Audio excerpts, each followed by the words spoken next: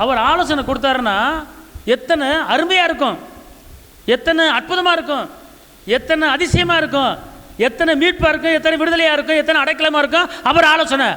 ஆனால் மனிதர்களுடைய ஆலோசனை 100ல் 1 தான் செட் ஆகும், மீதி பூரா 99 அடியாயிரும். ஒரு காரியம் செய்வதுக்கு ஆலோசனை கேட்கணும். கொஞ்சம் லேட்டானாலும் பரவாயில்ல, அவர்கிட்ட உத்தரவு வாங்கணும். நீங்கள் அவர் உத்தரவு கொடுக்கணும், உத்தரவு கொடுக்கணும். இப்போ ஒரு இடம் வாங்க போகிறீங்க, திடீர்னு ஒருத்தர் வர்றாரு, இந்த இடம் விலைக்கு வருது, வேணால் வாங்கிக்கோங்க அப்படிங்கிறாரு. அப்படியா பார்ப்போம், பார்க்குறீங்க.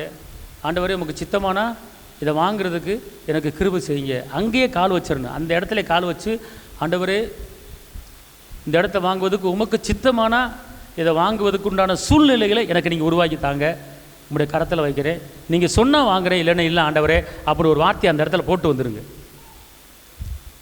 அப்புறம் திருப்பி வருவான், இந்த இடம் வாங்குறீங்களா, எங்கள் பணம் ரெடி பண்ண வேண்டியது இருக்குது, பணம் வந்தால் வாங்குகிறேன் சொல்கிறேன், சொல்லி அனுப்புகிறேன், அந்த இடம் சொல்லி அனுப்புகிறேன்.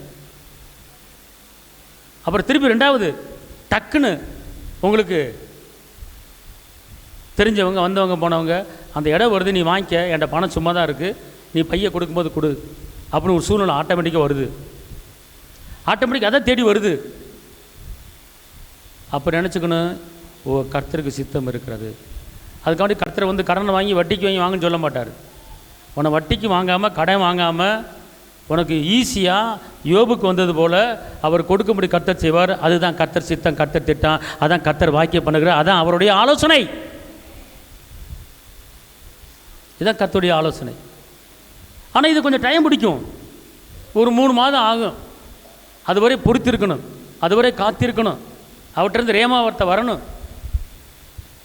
எந்த ஒரு காரியத்தை செஞ்சாலுமே நீங்கள் கர்த்தர் வந்து ஆலோசனை கர்த்தர் நடக்க வேண்டிய வழி என்ன செய்வார், காட்டுவார்.